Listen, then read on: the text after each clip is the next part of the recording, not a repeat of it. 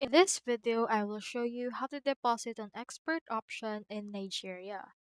So in order to deposit your expert option, what we can do is we can head over right here into our actual finances, click on this deposit, and then from in there, it should be able to show you in here this page.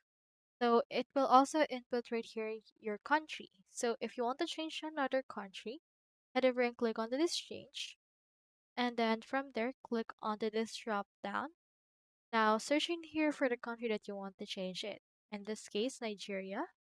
Just type it in and then click on it.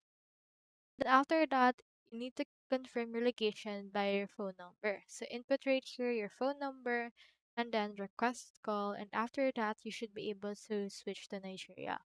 Now, once you have switched to Nigeria, you can head over and then show up in here or see in here some deposit options for that particular country.